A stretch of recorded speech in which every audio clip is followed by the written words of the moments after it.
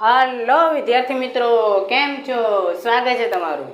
તો મિત્રો, આજે આપણે ધોરણ 9ના વિષય વિજ્ઞાનની અંદર 8મો પાઠ બળ અને ગતિના નિયમો એની અંદર આપણે જોયું હતું ન્યૂટન ગતિનો બીજો નિયમ અને આપણે એના આધારિત દાખલા જોતા હતા, જેની અંદર આપણે ન્યૂટન ગતિના બીજા નિયમ આધારિત એક્ઝામ્પલ જોયા અને સ્વાધ્યાયની અંદર આપણે થોડાક દાખલા જોયા. બીજા દાખલા જે આપણે બાકી છે એ આપણે આજના લેક્ચરની અંદર જોઈશું. તો ચાલો આપણો લેક્ચર શરૂ કરીએ. તો આ આપણી રકમ છે, દાખલો છે સ્વાધ્યાયનો જે ન્યૂટન ગતિના. જો મિત્રો આજે જે દાખલા કરી છે અને પહેલાં જે કર્યા હતા બધા ન્યૂટન ગતિના બીજા નિયમિત આધારિત છે. એવું નહીં કે પછી હું બીજા દાખલા નહીં ચલાવું, નહીં.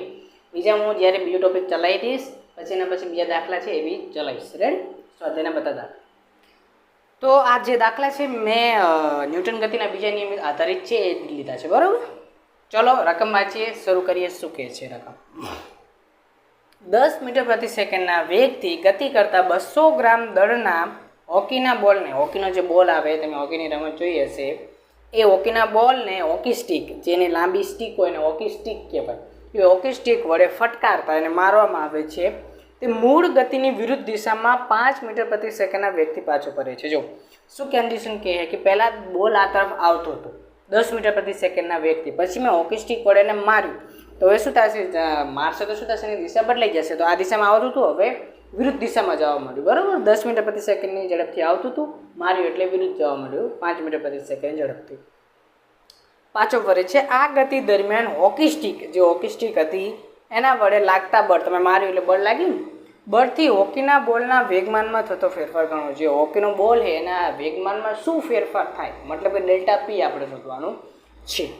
તો પહેલાં તો જોઈએ કે ડેલ્ટા પી એટલે વેગમાન. વેગમાન એટલે મેં તમને સમજાવ્યું, વેગમાન મેં પહેલાં સમજાવેલું છે. વેગમાન શું છે કે દ્રવ્યમાન અને વેગના ગુણાકારને ગુણનફળને શું કહે છે? વેગમાન કહે છે. અને આ વેગમાન છે એક સદિશ રાશિ છે. વેગમાન શું છે? એક સદિશ રાશિ. જેમ આપણે જોયું હતું કે બળ સદિશ રાશિ છે, વેગ સદિશ રાશિ છે, પ્રવેગ સદિશ રાશિ છે, એમ આ જે વેગમાન છે એ પણ એક સદિશ રાશિ છે. હવે સદિશ રાશિની વિશેષતા શું છે? તો સદિશ રાશિની વિશેષતા છે કે એને દર્શાવવા માટે તમારે દિશાની સાથે મૂલ્યની પણ જરૂરિયાત હોય છે. તમે એકલા મૂલ્યથી એને દર્શાવી ન શકો. જ્યારે અદિશ રાશિમાં કેવું હોય, તમે ખાલી એકલા મૂલ્યથી દર્શાવો તો બી ચાલે, પણ સદિશ રાશિમાં એવો નિયમ છે કે સદિશ રાશિમાં તમારે દિશા દર્શાવવી જરૂર છે. મૂલ્ય તો હોવું જ જોઈએ પણ દિશા હોવી જરૂરી છે. તો હવે એમાં કે સદિશ રાશિમાં એક નિયમ હોય કે જે તમે એક દિશાને ધન માનો ને, ધન, તો એની exact opposite direction, exact opposite દિશા તમારે ઋણ માનવાની. એ સદિશનો નિયમ, એક સદિશનું ગુણધર્મ કહીએ, ગમે કહીએ.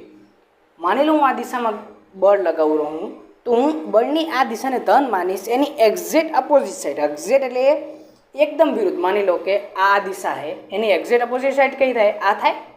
આ દિશા એની એક્ઝેક્ટ વિરુદ્ધ દિશા કઈ થાય? આ થશે. તો આને હું ધન માનીશ તો આને હું ઋણ માનીશ, અથવા માની લો હું આને ધન માનું તો આને ઋણ માનીશ. એવી રીતે આને ધન માનું તો આને ઋણ માનીશ, કારણ કે એની એક્ઝેક્ટ વિરુદ્ધ ઋણ થશે. આને ધન માનીશ તો આને ઋણ માનું, બરાબર. દિશા તમે ગમે એ માની શકો, પણ એક ધન માનો તો એની એક્ઝેક્ટ વિરુદ્ધ ઓટોમેટિક ઋણ થઈ જશે. રેડી? તો આપણે દાખલો ગણીએ. અને ઋણને દર્શાવવા આપણે શેનો? માઇનસનું ચિહ્ન મૂકીશું, બરાબર. જે દિશા દર્શાવે છે કે દિશા વિરુદ્ધ છે.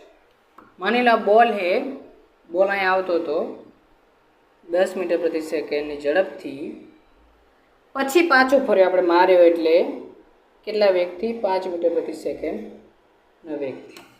માની લો કે આ તરફ આવેલો છે એ દિશાને હું માની લઉં ઋણ, અને જે જાય રહ્યો એ તરફ ધન. તો આ દિશાને મેં માન્યું ધન, તો ઓટોમેટિક આ દિશા શું થઈ જશે? ઋણ થઈ જશે. થઈ જશે કે નહીં થઈ જાય?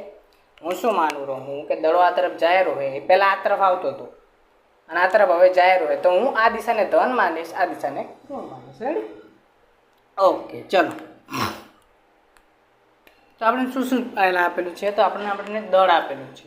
એમ કેટલું આપેલું છે? તો કે ભાઈ 200 ગ્રામ. ગ્રામને કિલોગ્રામમાં ફેરવીશું, 0.2 kg. રેડી? હવે વેગમાનની અંદર થતો ફેરફાર એટલે ડેલ્ટા પી આપણે શોધવાનો છે. તો આપણે પહેલાં પ્રારંભિક વેગમાન શોધશું, P1. તો પ્રારંભિક વેગમાન થશે mv1. પ્રારંભમાં જેનો વેગ હતો E, શરૂઆતનો જે એનો વેગ હતો, તો શરૂઆત આ દિશામાં આવતો હતો, વેગ કેટલો હતો 10 મીટર પ્રતિ સેકન્ડ.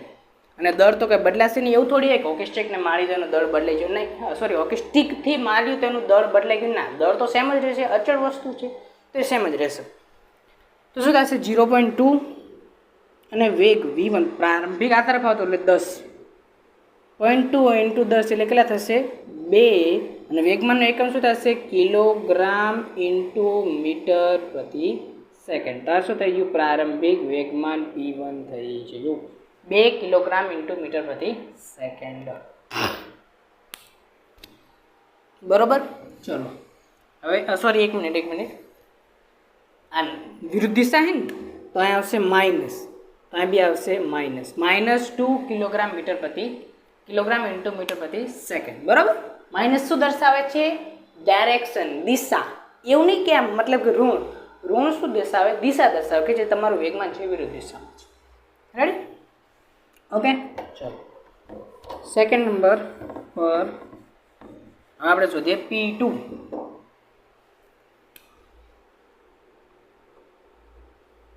P2 બરાબર m v2. m કેટલું થશે 0.2 kg ઇન્ટુ v2 કેટલું થશે 5 મીટર પ્રતિ સેકન્ડ છે.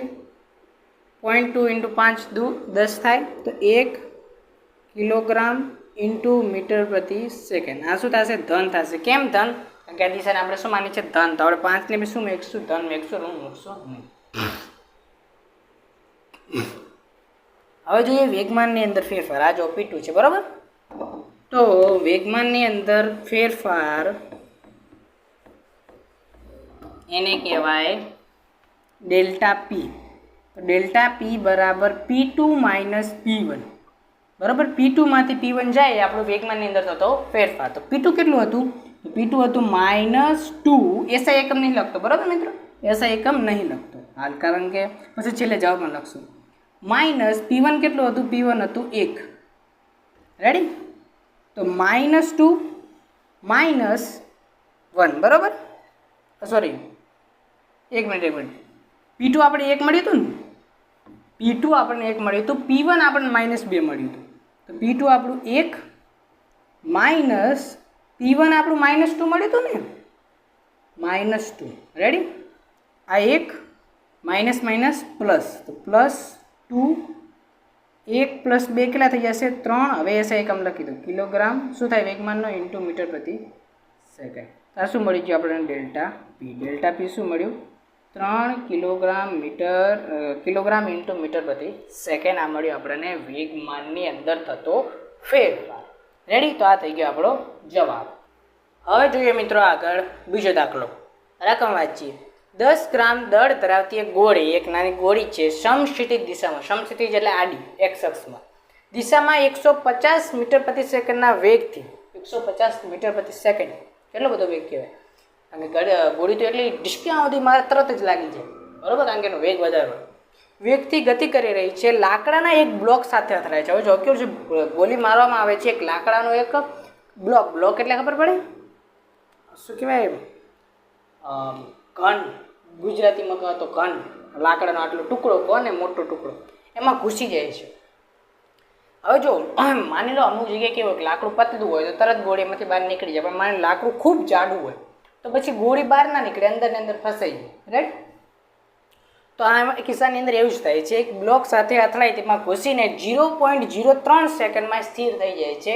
અંદર જાય અને પછી સ્થિર થઈ જાય, કારણ કે લાકડું બહુ જાડું હોય સ્થિર થાય છે. ગોળીએ બ્લોકમાં ઘૂસ્યા બાદ ગોળી હવે ઘૂસી બ્લોકમાં કેટલું અંતર કાપ્યું હશે. હવે જો આમાં કેવું હોય, માની લો કોઈ બ્લોક છે, આ બ્લોકમાં કોઈ ગોળી જઈ રહી છે તો ગોળી ઘૂસી દેખાય ને, ગોળી ઘૂસી તરત સ્થિર ના થઈ જાય. માની લો વચ્ચે પોકી અને પછી સ્થિર થઈ, તો આટલું એને અંતર કાપ્યું ને બ્લોકની અંદર આટલું અંતર કાપ્યું તો એ આપણને અંતર શોધવાનું કહે છે કેટલું અંતર કાપ્યું હશે.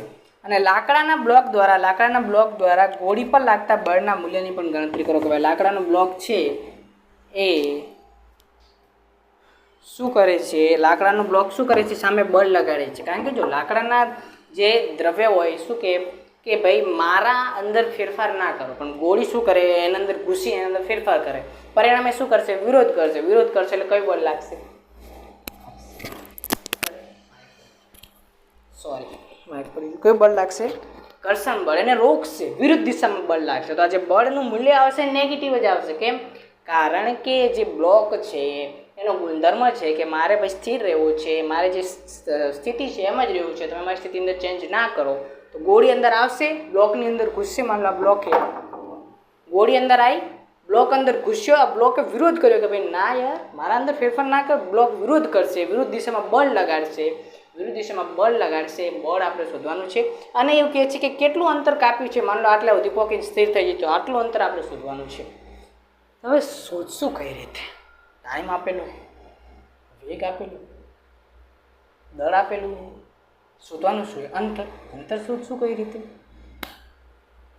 આ જ વાત. તો હવે અંતરવાળું સમીકરણ તો ઓલા અંદર આવે કે અચળ પ્રવેગી ગતિ હોય ત્યારે તમે યુઝ કરી શકો. અચળ પ્રયોગી ગતિ હોય ત્યારે તમે યુઝ કરી શકો. હવે આની અંદર યુઝ કઈ રીતે કરશું અચળ પ્રયોગી ગતિનો કોન્સેપ્ટ? અચળ પ્રવેગ તો કંઈ આપેલું જ નહીં, રકમમાં આપેલું જ નહીં. તો હવે કઈ રીતે યુઝ કરશું? મેં ખબર પહેલાં તમને કીધું હતું, યાદ હોય તો આની પહેલાંના લેક્ચરમાં, કે ઘણી જગ્યાએ આપણને એવું દર્શાવ્યું નહીં હોય કે અચળ પ્રવેગ છે, છતાંય આપણે માનવું પડશે. કઈ રીતે માની શકું? કંઈક લોજિક આપો મને.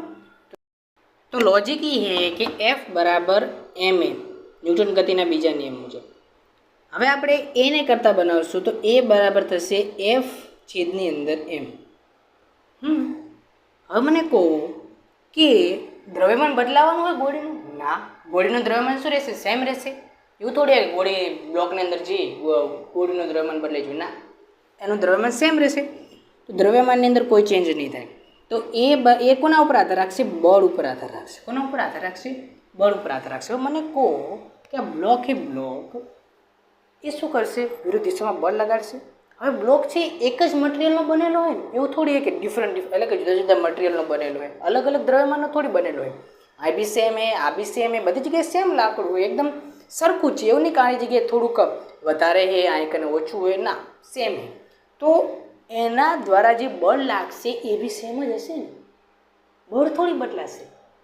સમજો રાવ હું શું કહું? કે આ ગોળી અંદર જઈ આ વિરુદ્ધ દિશામાં બળ લગાવે છે, બળ બી સેમ જ હશે ને. કારણ કે ભાઈ આ એનું જ દ્રવ્ય થોડી બદલાઈ ગયું, થોડીક વચ્ચે લોટું આવી ગયું, વચ્ચે બીજું કોઈ ધાતુ આવી ગયું. ના, સેમ જ છે. લાકડું એટલે લાકડું.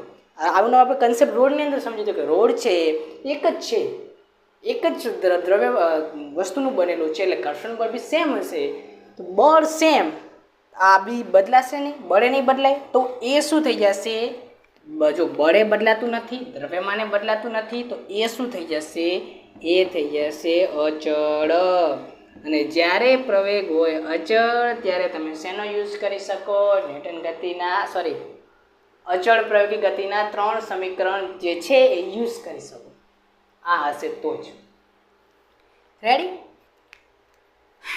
ચલો તો હવે લખીએ. અહીં પ્રવેગ અચળ હોવાથી, પહેલાં કઈ કઈ વસ્તુ આપેલી આપણે નોટ ડાઉન કરી લઈએ. એના આધારે આપણે ખબર પડશે કયું સમીકરણ યુઝ કરવાનું હોય. પહેલાં તો આપણને આપેલું છે દ્રવ્યમાન. કેટલું આપેલું છે? 10 ગ્રામ. 10 ગ્રામને કિલોગ્રામમાં ફેરવીએ તો 0.01 થશે. 0.01 થશે કે નહીં થાય?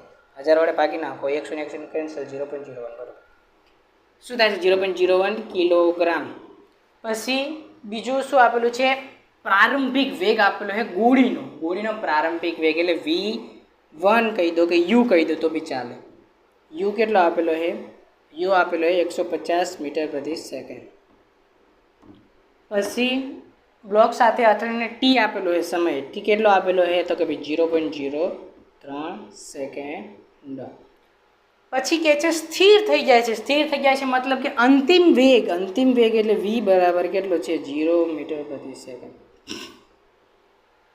હવે શોધવાનું શું છે? આપણને કીધું છે ડિસ્ટન્સ D આપણે શોધવાનું છે. D કયા સમીકરણની અંદર આવે છે? તો D આપણે જોવા જઈએ તો આપણે કહે કે V બરાબર U પ્લસ AT. આની અંદર તો આપણને A મળશે, D તો કંઈ મળશે નહીં, બરાબર. બીજું સમીકરણ છે આપણું D બરાબર UT plus half AT square. હવે આની અંદર છે શું, આપણને એ નહીં આપેલું, એ આપેલું ના, એ આપેલું હોય તો આપણે શોધી શકીએ ને, એ આપણને ક્યાં પ્રવેગ ક્યાં આપેલો, પ્રવેગ તો કાંઈ આપણે આપેલો નહીં, પ્રવેગ આપેલો હોય તો આપણે શોધી શકીએ. ઓકે, બીજું એક ત્રીજું સમીકરણ છે આપણી જોડે, v² - u² બરાબર 2ad.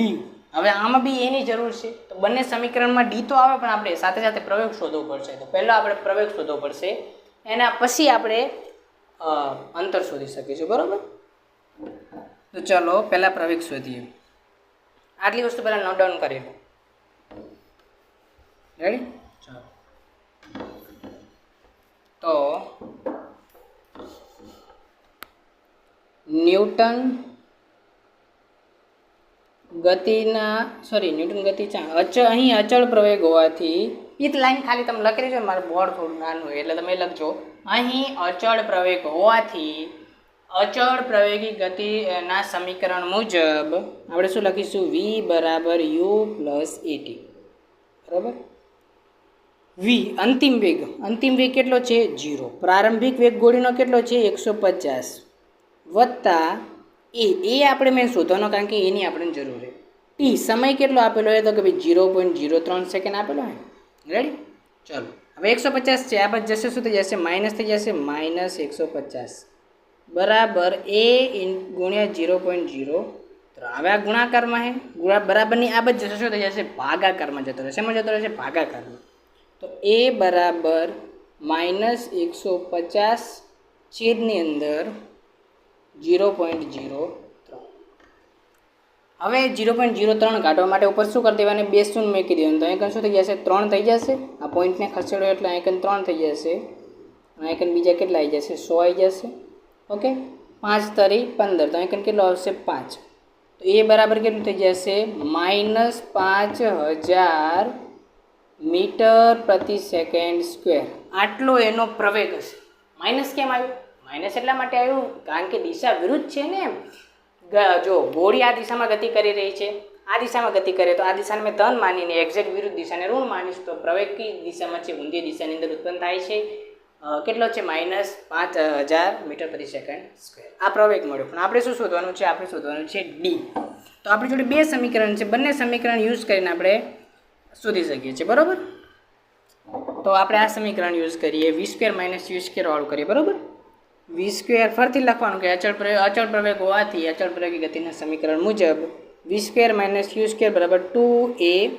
ડી શોધવાનો છે આપણે, કેટલું અંતર કાપ્યું હશે.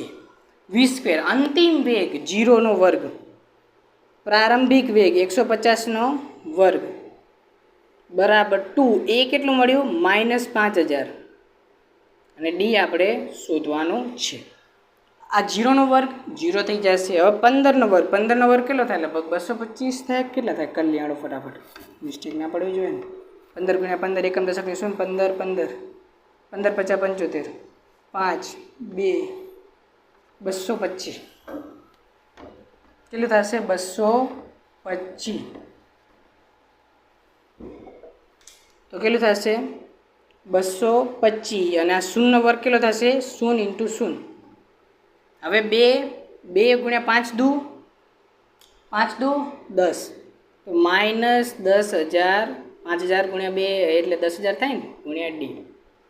હવે 0 સિમ્પલી કેન્સલ કરવાની છે. 1 0 1 0 કેન્સલ, 2 0 2 0 કેન્સલ. હવે 100 છે અને 100 વડે ભાગી દેવાના, માઇનસ માઇનસ કેન્સલ થઈ જશે. બરાબર, આ માઇનસ માઇનસ માઇનસ કેન્સલ. હવે જો બરાબર આ બંને બાજુ વધ્યું શું, જો ધ્યાનથી,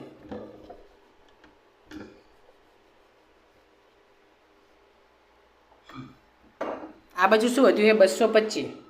અને આ બાજુ શું વધ્યું છે, 100 ગુણ્યા ડી.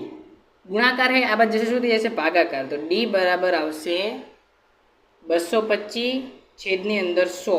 તો આને આપણે પોઈન્ટમાં ખસેડી દઈએ તો 2.25 આવી જશે. શું આવી જશે, 2.25. શું આવી જશે, મીટર. આટલું અંતર એને કાપ્યું હશે. આટલું અંતર એને શું કર્યું હશે, કાપ્યું હશે. કોને, ગોળીએ.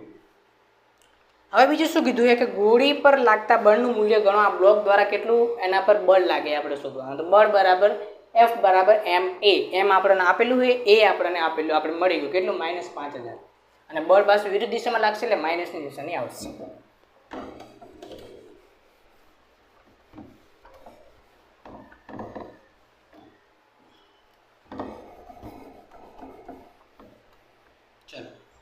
તો હવે ન્યૂટન ગતિના બીજા નિયમ મુજબ એફ બરાબર એમ એ એમ કેટલું આપેલું છે 0.01 થશે ને 0.01 અને આ પ્રવેગ કેટલો થશે -5000. આ બંનેનો ગુણાકાર કરીએ એટલે એક બે શૂન્ય તો એમને કેન્સલ થઈ જાય અને કેટલો આવી જશે -50 ન્યૂટન. તો કેટલું બળ લાગતું હશે વિરુદ્ધ -50 ન્યૂટન બળ લાગતું હશે. બે શૂન્ય કેન્સલ થઈ જાય કેટલો આવશે -50 ન્યૂટન વિરુદ્ધ દિશામાં બળ લાગતું હશે. રાઈટ. હવે જોઈએ મિત્રો આગળ બીજો દાખલો. અચળ પ્રાયોગિક ગતિ કરતી 100 કિલોગ્રામ દળની એક વસ્તુનો વેગ 6 સેકન્ડમાં 5 મીટર પ્રતિ સેકન્ડથી 8 મીટર પ્રતિ સેકન્ડ થઈ જાય છે. વસ્તુ પર લાગતા બળની ગણતરી કરો. તો આ દાખલો ગણવા માટે તમને બળની ડેફિનેશન એટલે કે વ્યાખ્યા આવડવી જોઈએ. જો વ્યાખ્યા આવડે તો દાખલો સાવ સિમ્પલ. હવે ગણશું કઈ રીતે, બળ કઈ રીતે ગણશું કે અચળ પ્રાયોગિક ગતિ અચળ જો હવે તમે માની લો કે તમે આવી રીતે ગણો કે ભાઈ v બરાબર u પ્લસ 80 આના આધારે તમે ગણશો તો તમને શું મળશે અચળ પ્રાયોગિક ગતિ. એટલે સમીકરણ તો યુઝ કરી શકશો. સમય બી આપેલો હોય, પ્રારંભિક વેગ આપેલો હોય, અંતિમ વેગ આપેલો, તેના આધારે તમે એ બી ગોતી શકશો અને એના આધારે તમે એફ બરાબર એમ એ રૂલ લગાવીને પણ ગોતી શકો. પણ હું તમને એક બીજી અલગ મેથડ કહું, ડેફિનેશનથી પણ તમે શોધી શકો છો. કઈ રીતે? વેગમાનનો ફેરફાર જાણો.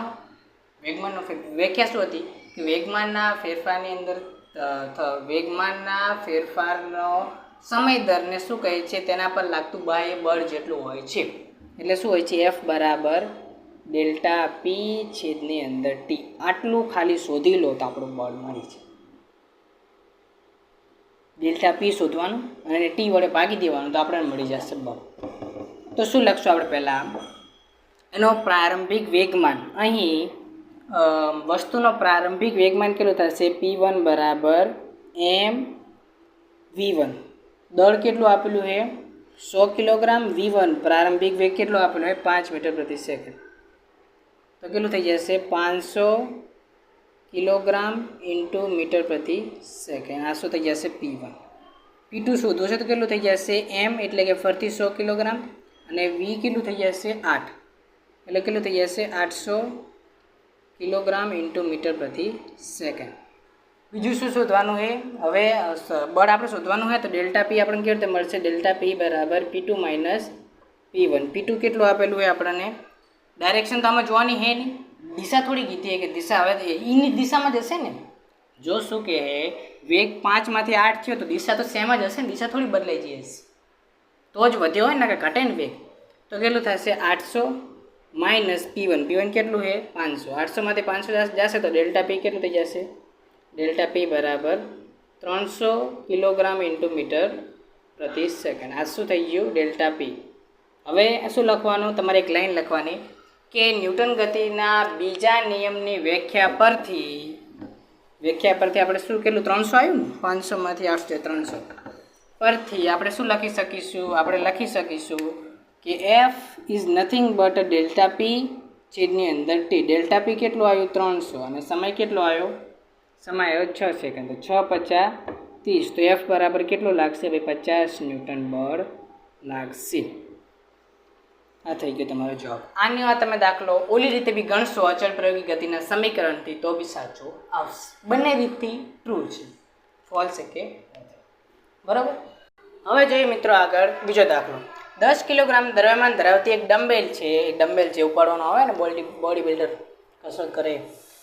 80 સેન્ટીમીટરની ઊંચાઈથી જમીન પર પડે તો તે જમીનને કેટલું વેગમાન આપશે? એ આપણે જમીનને કેટલું વેગમાન આપશે તેનો અધો દિશામાં પ્રવેગ કેટલું છે? 10 મીટર પ્રતિ સેકન્ડ સ્ક્વેર. હવે જો આનો કન્સેપ્ટ મેં શું છે, આમાં કંઈ અચળ પ્રાયોગિક ગતિ આપેલી છે નહીં, એમને આપણે કેવી રીતે યુઝ કરી શકશું? તો જો હંમેશા યાદ રાખવાનું કે કોઈ બી વસ્તુ હોય એ નીચે પડે એટલે એનો પ્રવેગ સેમ જ હોય. અને એ આપણે જોઈશું ગુરુત્વાકર્ષણ ચેપ્ટરની અંદર, બરાબર?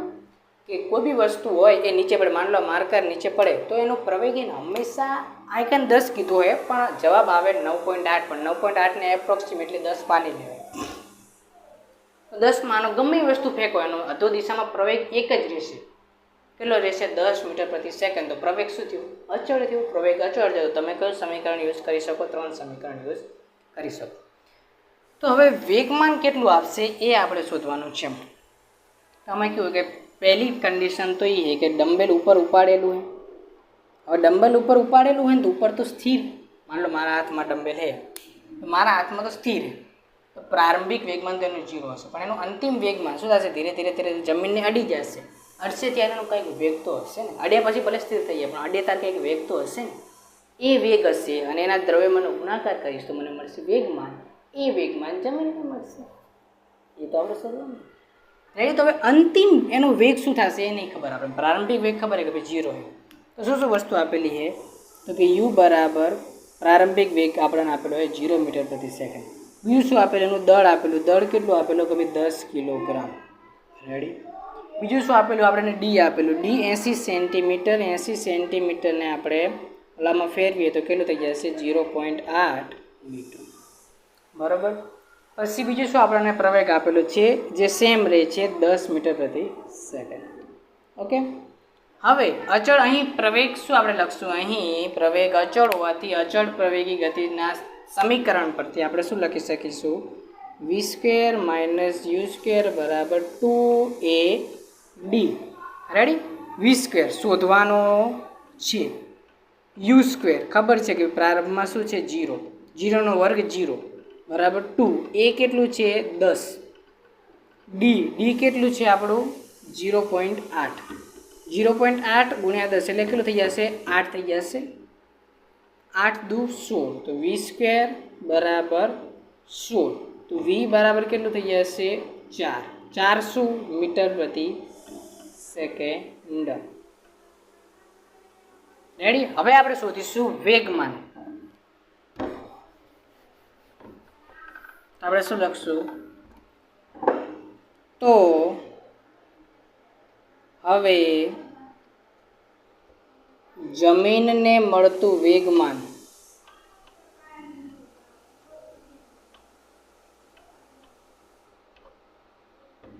શું લખશું આપણે? p/m/v। p કેટલું થઈ જશે આપણું? એ 10 અને m કેટલું આવ્યું આપણે? કેટલા મીટર પ્રતિ સેકન્ડ? 4 આવ્યું ને? 4, તો કેટલું થઈ જશે? 40 કિલોગ્રામ ઇન્ટુ મીટર પ્રતિ સેકન્ડ। હવે આની દિશા વિરુદ્ધ પણ હોઈ શકે, બરાબર। માઇનસની નિશાની આવે તો એવું નહીં ગણવાનું કે જવાબ ખોટો છે, તમે ખોટું લખ્યું, નહીં। માઇનસથી દર્શાવે કે દિશા વિરુદ્ધ છે, બરાબર, બીજું કશું નહીં, જવાબ આવશે। આ થઈ ગયો તમારો જવાબ। તો આ હતા આપણે ન્યૂટન ગતિના બીજા નિયમ આધારિત સ્વાધ્યાયના બધા દાખલા આપણે જે આપણે પૂરા કર્યા, બરાબર। આની પહેલાંનો વિડીયો અને આ વિડીયો બંનેની અંદર સ્વાધ્યાય પૂરું થાય છે ન્યૂટન ગતિના બીજા નિયમિત આધારિત દાખલા અથવા। જો તમને આ કોઈ ડાઉટ હોય, કોઈ ક્વેશ્ચન હોય તો તમે કોમેન્ટ સેક્શનની અંદર પૂછી શકો છો। તો થેન્ક યુ, આભાર। અહીં આવ્યા સમજાયા બદલ તમારો થેન્ક યુ, આભાર, આવજો।